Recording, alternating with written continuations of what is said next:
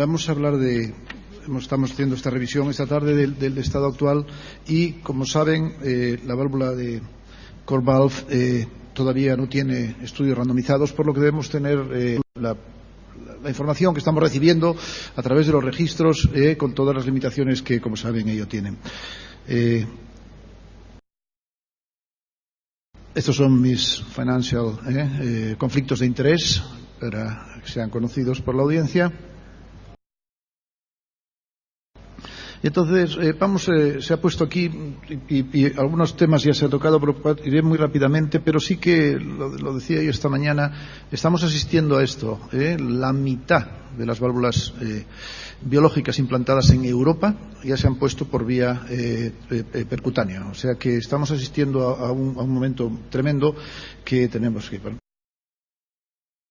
Nosotros vamos a referir a la válvula de CoreValve, que no vamos a entrar, y lo que sí vamos a ver. La válvula, voy a llevar la presentación de una forma, es decir, la tasa de éxito, es decir, implantar la válvula en el paciente en el cual nosotros pensamos colocarla en el sitio adecuado, sin complicaciones graves y sin muerte, como ven ustedes, es muy constante el resultado que se consigue a lo largo de todos los registros. Ahí ven de muchos países, es una diapositiva muy conocida que llega a ser del orden del superior al 90 y pico %. El efecto inmediato hemodinámico se ha comentado aquí. Las dos válvulas yo los llamaría espectacular. Son válvulas que prácticamente no tienen soporte, con lo cual todo es área valvular, con lo cual la caída del gradiente, como ven ahí, es espectacular al cabo de 30 días. Este es un ejemplo claro, prácticamente en la totalidad. Los gradientes máximos nunca son superiores a 10 milímetros de mercurio. Pero, como se destacó esta mañana, no se trata de tratar válvulas, no se trata de que la válvula no tenga gradiente, sino que los pacientes objetivamente mejoran. Además, lo ve los clínicos que hacen luego el seguimiento, lo notan los pacientes y se puede medir. Ahí ven ustedes, a 30 días el 80%, que es mucho, han mejorado por lo menos una clase funcional. Es decir, son pacientes que se encuentran mejor, subjetivamente mejor. Eso es un dato que está ahí. ¿Qué ocurre? Pues que cuando hacemos el seguimiento vemos que estos pacientes, como dato aislado, y otra vez volvemos a los registros, vemos que tienen una supervivencia. Acuérdense siempre que, claro, cuando nos enfrentamos a información de tanto peso como es un randomizado, como ocurre en el trial, pues esta información queda poquito, claramente sin esto.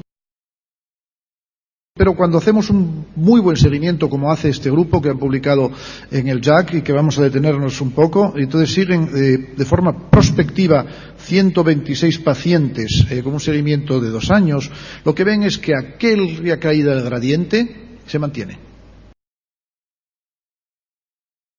Es decir, esa válvula, al cabo de 2 años de seguimiento, como ven ustedes, sigue funcionando. En la parte superior tienen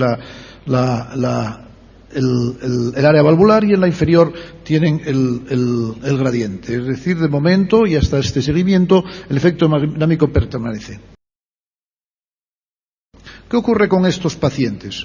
Pues los han dividido en 4 grupos. Ahí ven ustedes, en 3 mejor. Uno es el grupo total, que tiene en negro. Y luego hay 2 grupos, que es de alto riesgo inoperable, y los otros 2 son de riesgo moderado y de alto riesgo operable. Como ven ustedes, hay una clarísima diferencia en cuanto al porcentaje de eventos que ocurren al cabo de 2 años. Donde está claramente perjudicado, digamos, el grupo de pacientes inoperables. Pasa exactamente lo mismo. Vemos como claramente hay solamente una supervivencia del 40% al cabo de 2 años en el grupo de alto riesgo inoperable, mientras que el grupo de riesgo alto pero operable y el riesgo de moderado tienen una clara mejoría de la supervivencia. Pero esta muerte del grupo inoperables es fundamentalmente por muerte cardíaca. Es decir, que estos pacientes, los que consigues ponerles una válvula y se la pones bien y no tienen complicaciones, lo que hacen es que tienen la mortalidad debido a su comorbilidad, que es muy importante que estemos ahí. Esta es una gráfica. Se ha puesto varias veces y no me voy a detener en ella. Es decir, la insuficiencia aórtica con el tiempo evoluciona favorablemente y vemos cómo... lo que presentábamos antes. El 80% de los pacientes, al cabo de 30 días, decíamos que había mejorado al menos en una clase funcional. Como ven ustedes, al cabo de 2 años, es lo que representa esta gráfica, aquel 80% ahora es un 75%, es decir, se mantiene esa mejoría de la clase funcional. Al cabo de 2 años estamos hablando, 15% no han variado, ven que no se modifica entre 30 días y 2 años, y ha aumentado, pero son unas cifras tan pequeñas, 5 a 10 sí que han empeorado a lo largo del cabo de 2 años de su clase funcional. Es decir, se mantiene el gradiente, la caída del gradiente, la hemodinámica de momento 2 años funciona, la mejoría que notan los pacientes al cabo de 30 días se mantiene al cabo de 2 años. Esta diapositiva, también presentada, de este artículo. Hoy el doctor Grube nos presentó ya una válvula que él mismo había implantado hace, me parece que dijo 6 años exactamente, en que había degenerado y estaba estenótica, pero cuando se hizo este estudio, ni migran, que es una de las grandes preocupaciones que se tenía, si esa válvula que queda solo fija en el anillo debido al movimiento del corazón y a los latidos se podía ir, pero no se ha ido. De momento no hay roturas de material, de momento no hay deterioro de las válvulas, excepto ese que les digo, y sí que había un caso de endocarditis. Nosotros, aprovecho para presentar el registro que estamos haciendo entre España, Portugal y toda Latinoamérica. Tenemos 600, en este momento 810 pacientes, y la enorme diferencia es, como ven ustedes, el 94% del acceso es percutáneo, que con el peso que tiene, que decía yo esta mañana, tan fuerte el número de pacientes incluidos en Europa. Los resultados son muy similares los que estamos obteniendo en estos países, entre ustedes y nosotros, con un éxito de implante del 96,5%, con un éxito del cierre percutáneo que baja, un 10%, tenemos problemas con el cierre, y una tasa de marcapasos del 28% global, que vamos a discutir, que sea el tema quizá el que más pueda ser de interés en cuanto se refiere uno a la válvula CoreValve. La mortalidad es prácticamente similar a la que se ha presentado aquí, tanto en los registros como en el partner, y la tasa de ACV no estudiada con el rigor y con la prospectivo del partner es del 1,8%, y tal como dijo, me parece que fue el doctor Pichar, seguro que está inframedida porque no se ha hecho exactamente protocolizada. En un 4%, se ha tenido que poner una segunda válvula porque la primera no obtenía el resultado hemodinámico que se buscaba, y la causa fundamental, por no decir el 100%, es por insuficiencia aórtica residual. Eso, y que la válvula migró y que queda fuera de la posición aórtica. Un 11% de complicaciones vasculares, lo comentaba el doctor Pichar, como en su hospital de hecho habían abandonado, y está muy relacionado con la curva de aprendizaje del abordaje percutáneo y del Prostar. Un 4% de hemorragias y una insuficiencia aórtica de más de 3 de grado moderado en el 3% de los casos, que sabemos que tiene una relación muy directa con la mortalidad. Complicaciones, vamos a analizar 3. La mortalidad, ven ustedes que oscila, pero hemos dicho que está en un 7,4% global. Y lo que sí es importante es, miren ustedes, la curva de mortalidad es peculiar. No es una curva progresiva, sino que hay un acusado, la gente tiene una alta tasa de mortalidad en el momento del procedimiento, y luego al cabo de 30 días ven que prácticamente la tasa es plana. ¿Por qué? Porque la causa de la muerte es distinta. Ven ustedes como en el primer momento son complicaciones del procedimiento. Hay un fallo agudo, hay taponamiento cardíaco, hay un infarto de miocardio, hay stroke y hay hemorragia. Luego, durante la fase hospitalaria de los 30 días, son, digamos, complicaciones relacionadas con la comorbilidad de esos pacientes y el procedimiento, los dos juntos, fallo renal, fallo respiratorio, infección, fallo cardíaco y arritmia. Y luego, los pacientes que superan esa fase ya no tienen muertes cardíacas, digamos, perdón por decirlo así, que la muerte cardíaca baja muchísimo, y lo que mueren es por sus comorbilidades y por su historia natural. Y eso explica esa curva de mortalidad. Por eso esta mañana, a la hora de elegir pacientes, cambiarles la válvula aórtica no va a hacer que un paciente que esté muy grave con otras enfermedades vaya a sanar. Y eso tenemos que tener mucho cuidado porque existe esa tentación, siempre existe, de cambiarles la válvula aórtica pensando que vamos a hacer así. La tasa, no me voy a detener.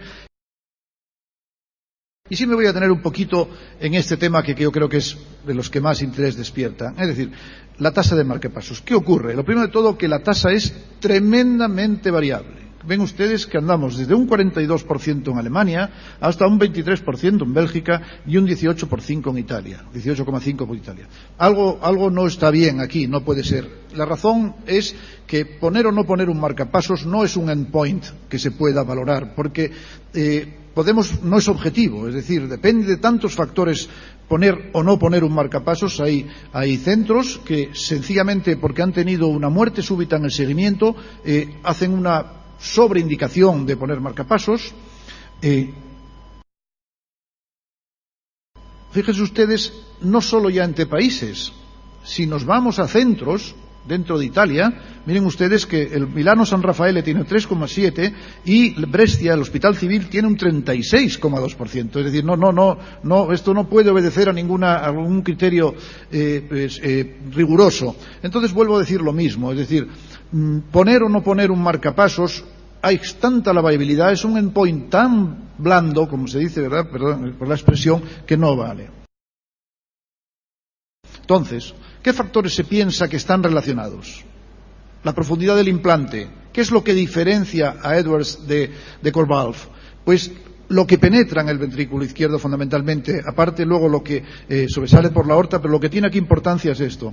El tamaño del balón, se ha comentado, los pacientes relacionados anatómicos y luego, como hemos visto, una variabilidad tremenda. Incluso, ¿quién financia ese marcapasos?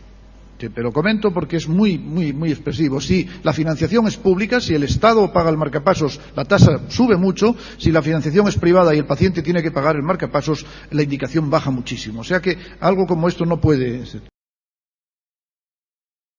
Nosotros lo que hicimos fue, nos publicamos en el Circulation Intervention, fue tratando de saber qué es lo que pasaba. Pusimos un catéter de His en el nódulo de His durante todo el procedimiento, antes incluso de iniciar la punción de la arteria femoral, y recogimos todos los latidos que ocurrieron hasta que se daba por terminado el procedimiento. Entre otras muchas variables, como ven ahí, tratamos de identificar exactamente la profundidad de la válvula ya con algo objetivo, como es un catéter colocado en el haz de His. Lo que encontramos fue lo siguiente, es que hubo en el electrocardiograma, vemos cómo en azul tenemos antes del procedimiento basal y en rojo tenemos post. Vemos cómo hubo una desviación del eje claramente hacia la izquierda, cómo aumentó la duración del QRS y cómo se alargó el PR en el procedimiento. Desde el punto de vista, eso es del electrocardiograma de superficie que todos podemos hacer. Desde el punto de vista electrofisiológico, encontramos que había una prolongación del AH, es decir, entre la aurícula y el GIS, y luego una muy significativa es gisiana e infragisiana. Y lo que más nos llamó la atención fue que en todos los pacientes había algún tipo de alteración. El mecanismo por el cual nosotros pensamos, no encontramos ningún predictor de lesión, de aparición de nuevas alteraciones, excepto de procedimiento, que es la colocación profunda. El doctor Roberto Battellini, del Hospital Italiano de Buenos Aires, me dio esta diapositiva hace unos días, y en el cual hacían unas disecciones tratando de buscar el sistema de conducción. Y ven ustedes aquí cómo la rama izquierda de las de His, fíjense ustedes la relación que tiene con el seno coronario derecho.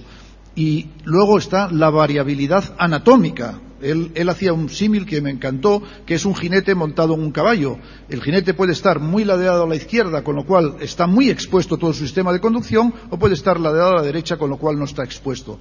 Porque tampoco hay una relación directísima entre la variación anatómica, como ven representado. Entonces, cuando la válvula de CoreValve penetra mucho en el tracto de salida, lesiona directamente el ADGIS y lesiona directamente el fascículo izquierdo. Nuestras conclusiones fue que origina trastornos permanentes o transitorios en todos los pacientes. El daño puede estar desencadenado por el balón en el 30% de los casos o por la prótesis y está directamente desencadenada por el efecto directo, como digo, mecánico sobre el sistema de conducción. Y no encontramos que aparezca bloqueo AV completo en relación con nada preexistente, con todas las cosas. A partir de entonces, lo que hicimos fue lo siguiente, es hacer implantes lo más alto posible. De hecho, estamos haciendo ahora, tratando de ajustar la válvula de Corvalf al anillo, dejando el menor límite posible. Y con eso, y estamos pendientes de publicarlo ahora, la tasa de marcapasos ha caído dramáticamente por encima de menos del 60% de lo que estábamos antes de esto. Vamos a ver si se confirma eso. Tiene unas dificultades técnicas, pero eso es lo que creemos ahora que es el motivo del trastorno de conducción en la válvula de Corvalf. Y eso es todo lo que quería decirles. Muchísimas gracias por su atención.